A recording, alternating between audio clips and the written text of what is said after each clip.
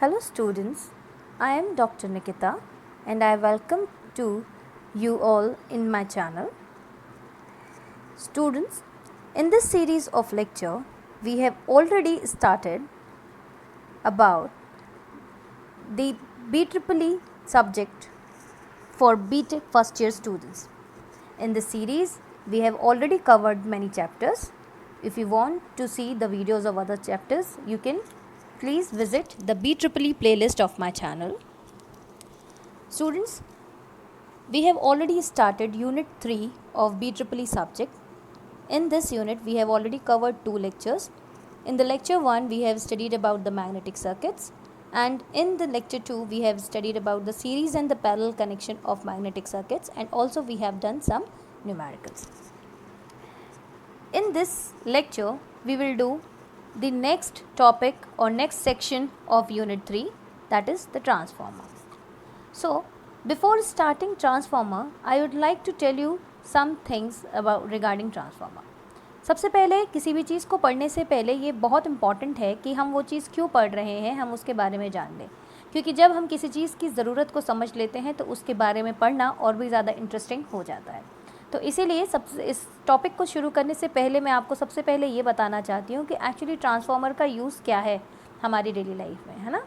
तो सबसे पहले तो अभी हमने आपको जो पढ़ा है यूनिट 2 में आपने पढ़ा होगा कि एसी सिस्टम को हमने यूज़ किया है ना. एक डीसी सिस्टम होता है और एक एसी सिस्टम होता है. यूनिट 1 जो था that was all about the AC DC system, that is direct current system, और यूनिट 2 जो है वो पूरा का पूरा हमने जो है वो ऑल्टरनेटिंग करंट सिस्टम के बारे में पढ़ा था.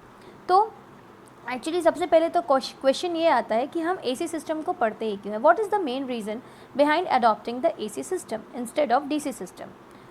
So, the reason behind is for generation and transmission and distribution of electric power, the alternating voltage can be increased or decreased conveniently by means of transformer.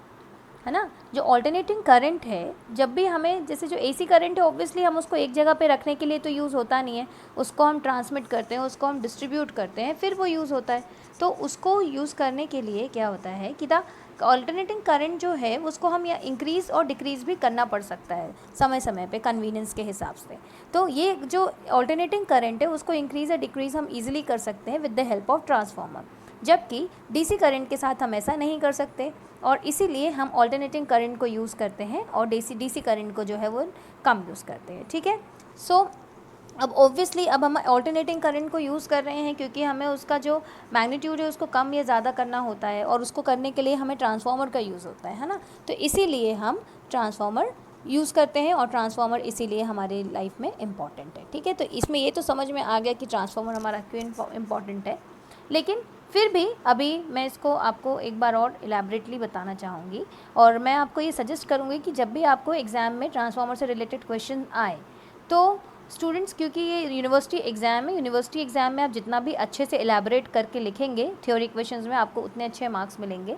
इसीलिए आई सजेस्ट यू कि आप जो अगर आपको आता है to explain about the transformer, तो आप उसमें सबसे पहला पैराग्राफ जो है उसमें ट्रांसफार्मर हमने क्यों यूज़ किया and what is the necessity of the transformer, आप वो उसको ज़रूर लिखें. Okay. So one of the main reason of adopting AC system instead of DC system for generation, transmission and distribution of electric power is that alternating voltage can be increased or decreased conveniently by the means of transformer. In fact, for economical reasons, electric power is required to be transmitted at high voltage, whereas it has to be utilized at low voltage from safety point of view. This increase in voltage for transmission and decrease in voltage for utilization can be achieved by the help of transformer. है ना. तो क्या होता है कि जब हम उसको जनरेट करते हैं, जो जनरेशन ऑफ इलेक्ट्रिसिटी है और जो डिस्ट्रीब्यूशन है वो तो हम हाई वोल्टेज में करना होता है ना, क्योंकि अगर हम लो वोल्टेज में जनरेट करेंगे तो वो बहुत थोड़ा थोड़ा जनरेट होगा, और फिर उसको डिस्ट्रीब्यूट हमको मिलियंस ऑफ लोगों में या मिलियंस ऑफ लोगों के ऊपर हमें वो डिस्ट्रीब्यूट करना होता है, क्योंकि ये ज़रूरत है आज की डेट में, तो वो कन्वीनियंट नहीं होता है. लेकिन जब हम इसको यूज़ करते हैं तो हमारे स्मॉल अप्लाइंसेज हैं, अगर हम इसमें इतना हैवी वोल्टेज को डायरेक्टली यूज़ करेंगे तो अगर करंट जो लगता है उसमें बहुत ज़्यादा प्रॉब्लम होने की जो प्रोबेबिलिटी रहती है वो ज़्यादा हो जाती है. इसीलिए इसको जब हम यूटिलाइज़ करते हैं तो बहुत ही कम वोल्टेज में यूटिलाइज़ करते हैं, है ना. तो ट्रांसफार्मर का यूज़ क्या है. A transformer is a static device which transfers AC electrical power from one circuit to the other at the same time at the same frequency but the voltage level is changed usually as shown below. तो क्या होता है कि जब भी एक transformer एक static device है, वो मूवेबल नहीं होता है, जनरली वो एक स्टैटिक डिवाइस है, जैसे कि आपने अपने घरों के आसपास ज़रूर देखा होगा ट्रांसफार्मर, जो क्या करता है कि एक इस एसी इलेक्ट्रिकल पावर को इधर से उधर ट्रांसफ़र करने के लिए हेल्प करता है.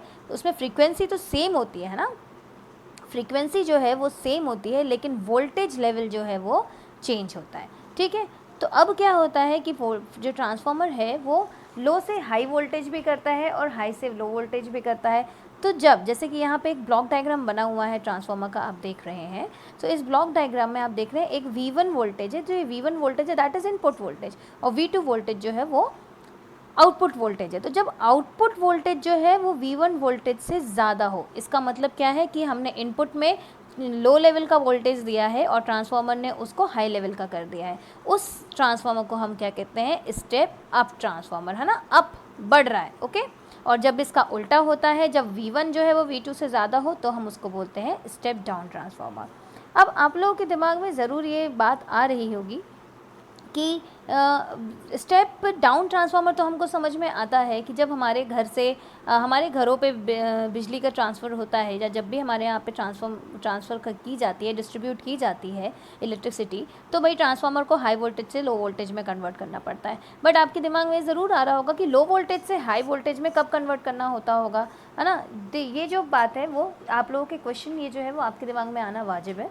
तो इसके लिए इसका आंसर ये है स्टूडेंट्स कि in our country usually electric power is generated at 11 kilo volt, है ना. जो इलेक्ट्रिक पावर का जनरेशन होता है हमारी कंट्री इंडिया में, वो 11 किलो वोल्ट में होता है. For economic reason AC power is transmitted at very high voltage. तो क्या होता है कि इकोनॉमिकली चीज़ों को सस्ता करने के लिए, सस्ता रखने के लिए हम क्या करते हैं, 11 किलो वोल्ट की जो पावर जनरेशन है उसको हम और हाई वोल्टेज में लोगों तक डिस्ट्रीब्यूट करते हैं. तो वो कितने में होता है, ट्रांसमिट कितने में होगा, वो होता है 220 या 220 से लेकर 400 किलो वोल्ट में वो जो है वो ट्रांसफ़र होता है ना. So in our country usually electrical power is generated at 11 kilo volt. For economical reason AC power is transmitted at very high voltages, है ना, from 220 kilovolt to 400 kilovolt over long distance. Therefore, a step-up transformer is applied at the generating station. यानी जब generating station में हम generate तो 11 kilo volt में करते हैं, बट जब हम वहाँ से ट्रांसमिट करते हैं तो उसको हम ट्रांसमिट करते हैं 220 से 400 किलो वोल्ट्स में. ठीक है, अब उसके बाद क्या होता है कि जब ये ट्रांसमिशन के बाद ये हमारे घरों के पास वाले ट्रांसफार्मर में आता है ना, हमारे घरों या जो भी बिल्डिंग हो जिसके उसके पास आता है, तो वहाँ से जब ये हम तक पहुँचता है तो हमारे पास तो इतना 220 किलो वोल्ट थोड़ी ना आता है, हमारे घर में तो 220 से 400 वोल्ट आता है, राइट. तो किलो वोल्ट नहीं, वोल्ट आता है. तो उस समय हमको किसकी ज़रूरत पड़ेगी, हमको स्टेप डाउन ट्रांसफार्मर की ज़रूरत पड़ेगी, है ना. तो आई थिंक आप लोगों को समझ में आ गया होगा कि डेली नीड में हमारा नेसेसिटी क्या होती है हमारे ट्रांसफार्मर की, हमें कब स्टेप अप ट्रांसफार्मर की ज़रूरत होती है और कब हमें स्टेप डाउन ट्रांसफार्मर की ज़रूरत होती है. So students, I will repeat it again. In our country, usually electrical power is generated at 11 kilovolt. For economical reasons, AC power is transmitted at very high voltages from 220 to 400 kilovolts over long distance. Therefore, a step-up transformer is applied at the generating station. Then, to feed different areas, voltage is applied up. Transformer is applied at the generating station.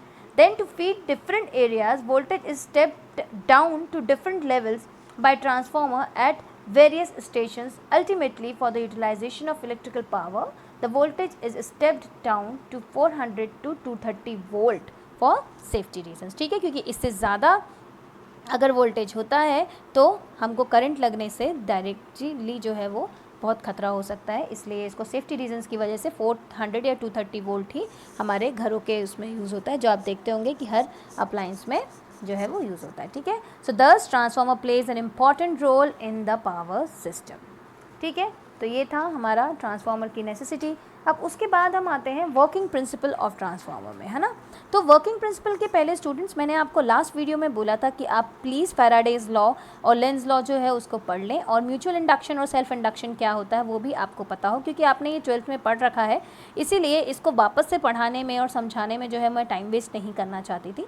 I hope आपने उसको ज़रूर पढ़ा होगा, और अगर नहीं पढ़ा है तो प्लीज़ एक बार इस वीडियो को स्टॉप करके थोड़ा सा गूगल करके आप रिवाइज़ कर लें, क्योंकि 12th में पढ़ा हुआ है तो आपके लिए इतना मुश्किल नहीं है, पिछले साल ही पढ़ा है आपने, ठीक है। और बाकी थोड़ा रिवीजन तो मैं आपको इस वीडियो में भी करवा दूँगी। So students, electric power transformer is a static device which transforms electrical energy from one circuit to another without any direct electrical connection and with the help of mutual induction between two windings. It transforms power from one circuit to another without changing its frequency but may be in different voltage level. तो ये मैंने अभी आपको थोड़ी देर पहले बताया है कि जो ट्रांसफार्मर होता है वो सेम फ्रीक्वेंसी में पावर ट्रांसमिट करता है, लेकिन वोल्टेज लेवल जो होता है वो डिफरेंट होता है। तो जो वर्किंग प्रिंसिपल होता है ट्रांसफार्मर का वो डिपेंड करता है Faraday's law of electromagnetic induction में और म्यूचुअल इंडक्शन में बिटवीन टू और more winding is responsible for transformation action in a electrical power. तो स्टूडेंट्स, मैंने आपको जैसा कि बोला था कि आप फैराडे लॉ ज़रूर पढ़ लें। सो यहाँ पे मैं आपको बताना चाहूँगी, फैराडे लॉ जो है, according to this law rate of change of flux linkages with respect to time is directly proportional to the induced EMF in a conductor or coil। ठीक है, तो फैराडेज लॉ का एक छोटा सा रिविजन है ये कि according to the Faraday's law rate of change of flux linkages with respect to time is directly proportional to the induced EMF in a conductor और अ कॉइल। तो आप यहाँ पे देख रहे हैं कि यहाँ पे मैंने एक छोटा सा डायग्राम बनाया हुआ है। यहाँ पे जो है ये हमारा दो हमको है कॉइल दिख रहे हैं, ये हमारी फर्स्ट कॉइल है और ये हमारी सेकंड कॉइल है, ठीक है। तो फर्स्ट कॉइल में क्या है कि हमने एक ऑल्टरनेटिंग वोल्टेज जो है वो दिया हुआ है। इस ऑल्टरनेटिंग वोल्टेज की वजह से जो फर्स्ट कॉइल में है वो धीरे धीरे धीरे धीरे धीरे हमारा एक फ्लक्स जो है वो जनरेट हो रहा है ना।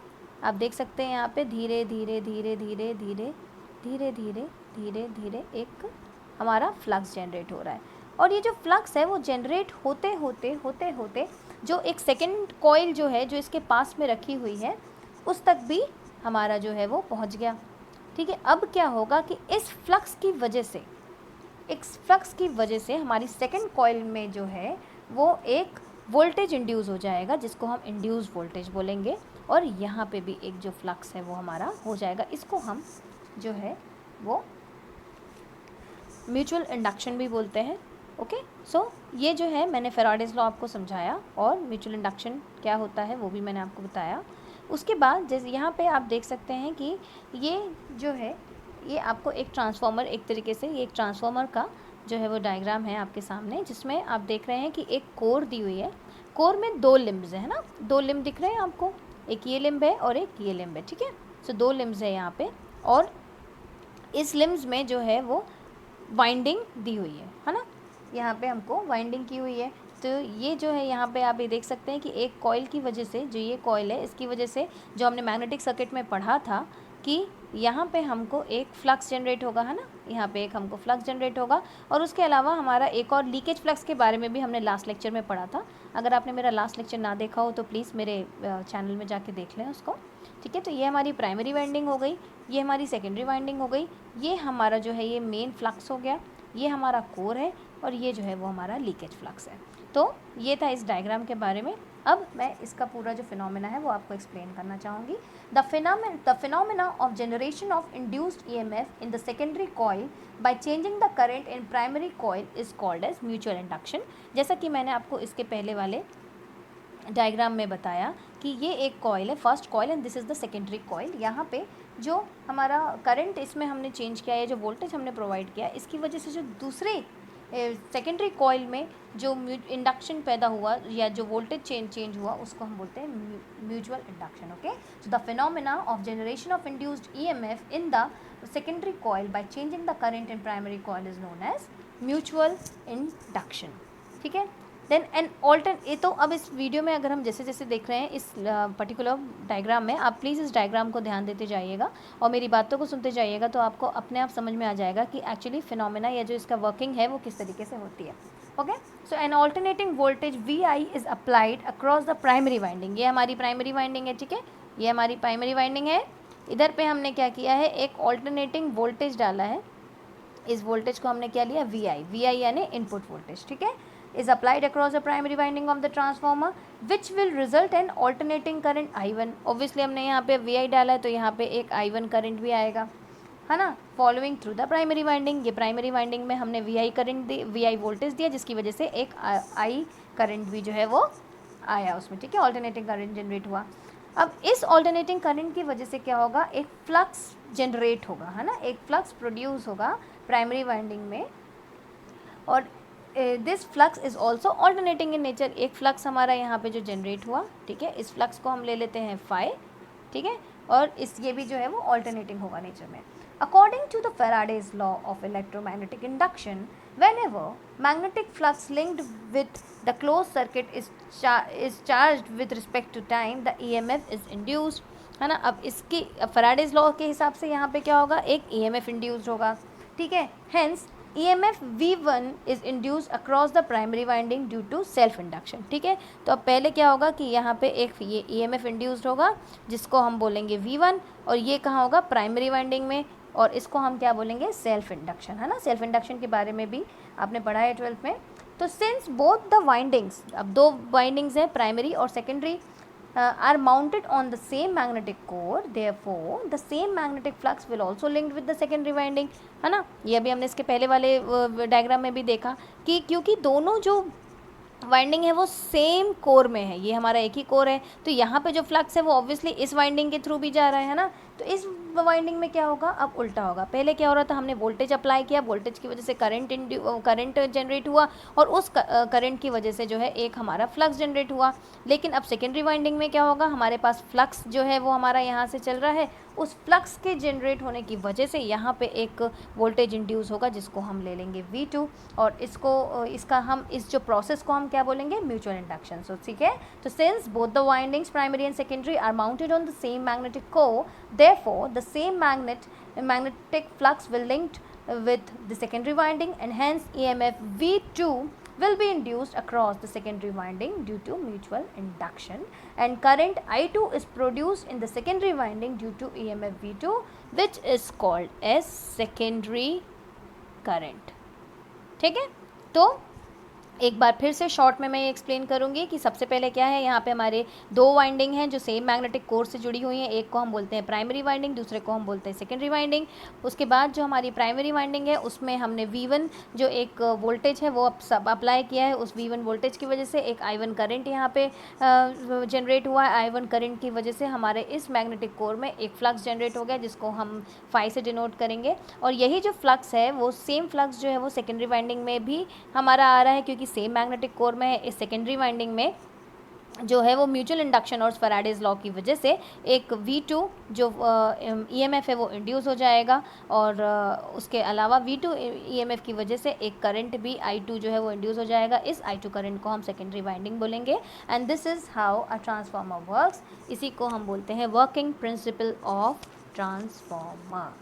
ओके स्टूडेंट्स, तो आई होप कि आपको ये मेरा जो टॉपिक है वो समझ में आया होगा। इस पर्टिकुलर लेक्चर में हमने अभी तक पढ़ा नेसेसिटी ऑफ ट्रांसफार्मर, कि ट्रांसफार्मर की एक्चुअली में ज़रूरत क्या है और हम इसको क्यों यूज़ करते हैं, और उसके अलावा हमने ये भी पढ़ा कि ट्रांसफार्मर जो है उसका यूज़ क्या है ना, ट्रांसफार्मर का यूज़ क्या है, ट्रांसफार्मर का वर्किंग क्या है, वर्किंग प्रिंसिपल हमने पढ़ा, फैराडेज लॉ को हमने थोड़ा सा रिवाइज भी किया, लेकिन फिर भी जो है आई थिंक आप लोगों ने पहले भी पढ़ के आया होगा, इसलिए आपको ये समझ में आ जाएगा। स्टूडेंट्स, अगर आपको ये नोट्स चाहिए हो तो आप मुझे कमेंट भेज सकते हैं, अपना ईमेल आईडी आप दे सकते हैं, उसमें मैं आपको ये नोट्स भी जो है वो दे सकती हूँ।